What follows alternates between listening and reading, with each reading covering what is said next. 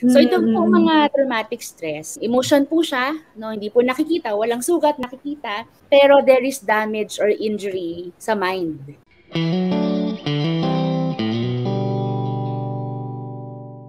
I am Coach Chico. And I am Coach Marian Peña. Lagi nating sinasabi na kapag happy ang spouse, happy ang buong house. Oh, yan. Trauma or dead ma?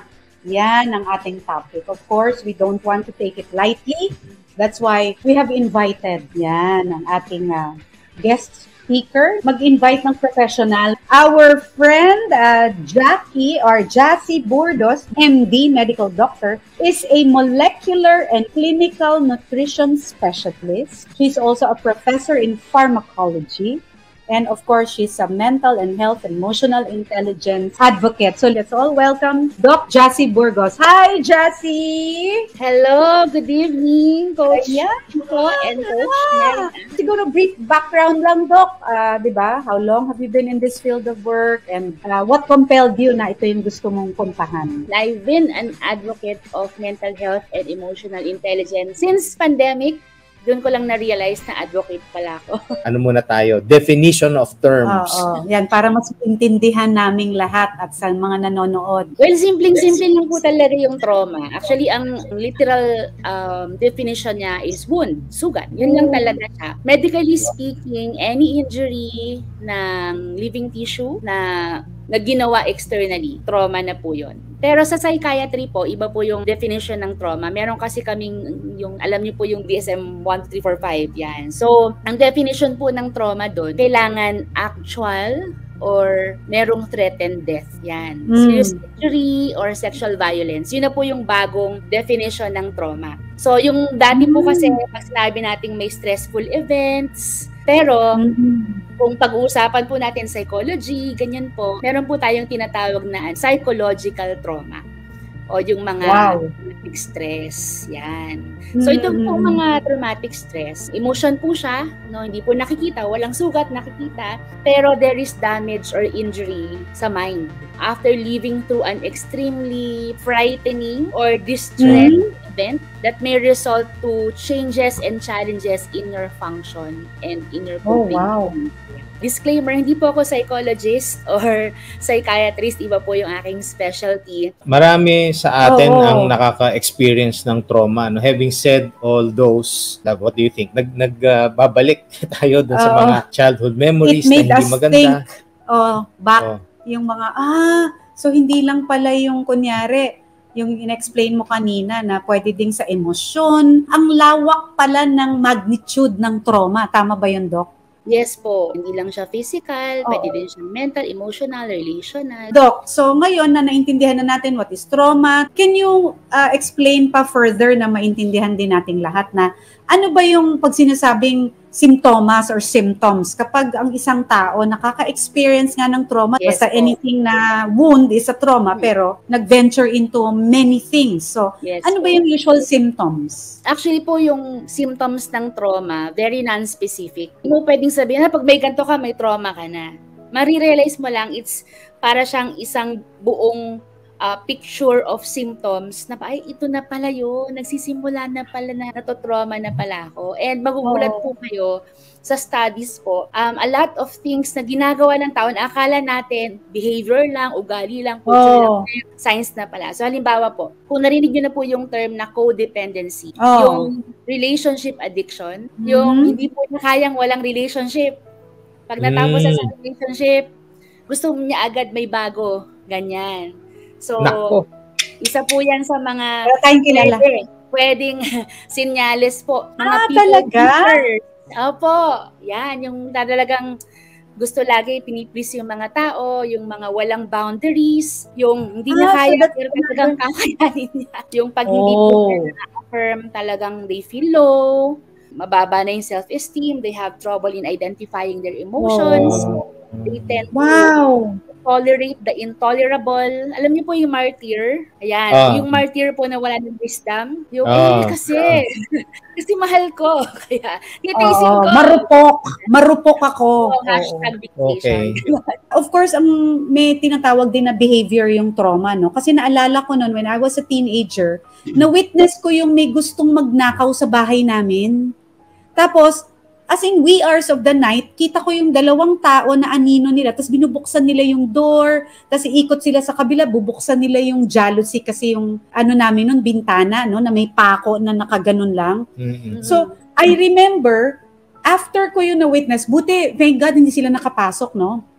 Nawala na lang sila. Pero I remember, from then on, I think 1 or 2 months, alas 4 pa lang nagpapajama na ako, tapos sinasara ko na yung door, sinasara ko yung mga bintana. Can you also say na because of that, na-trauma ako, something like Yes that? po, opo. Kasi pwede pong sign ng symptom of trauma yung avoidance dun sa scenario. And then you tend to withdraw from that scenario. Tapos, halimbawa po, kung bata pa po kayo noon, halimbawa sa garden po yun, no? Kahit na gusto mo maglaro doon sa garden na yon, hindi ka na babalik doon. Yeah. Kasi it reminds you. So, what could be other effects ng trauma din pagdating sa relationship? Kaya Patulad ng sinabi mo. Siyempre, number 1 po, brokenness. Wow. Kasi hindi natin maiwasan, hurt people. Nasaktan ka and di mo alam, di mo sinasadya na yung response mo pala sa iba, pananakit din, traumatic din sa kanila. And you tend to be sluggish, bumabagal yung growth mo. Wow. Yung dating ang talino mo sa relasyon, yung dating ikaw ang nag-a-advise sa mga tao, tapos nung na-trauma ka na, teka lang, paano ko pa-apply sa sarili ko yon? Parang bigla ka naging clueless. Some people would have distorted self-concept. Yung biglang bumabatingin mo sa sarili mo because na-trauma ka or iniwan ka, inabandon ka, ni-reject ka. These are signs na na-trauma ka, nasaktan ka kasi. Let's say sa part ng wife, she is battered. Ay, mali. Battered, you know. Salted and salted. So, one way din na yung maging resulta nun ay umalis siya. Sa relationship. Oo. Or, meron ba mga cases na nagsistay na yung asawa tapos hanggang wala na, sobra na, talagang sobrang bugbog na emotionally and physically. Ganun ba yan? Is it part of trauma pa? Is it part of Pwede po. Dalawa pong klase. It's either the person will withdraw or avoid the stressor or the person will stay.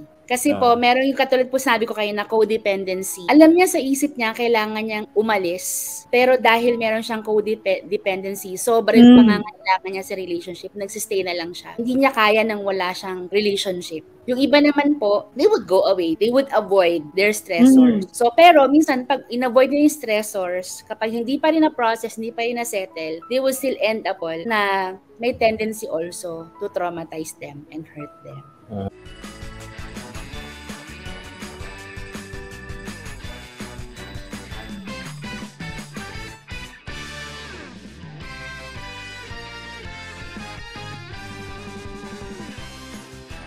Hopefully, it's not a Filipino culture thing na bilang Pinoy, kasi ganito, nahihiya. Di ba? Hindi, okay ako, okay pero hindi lang ka ako. naman okay.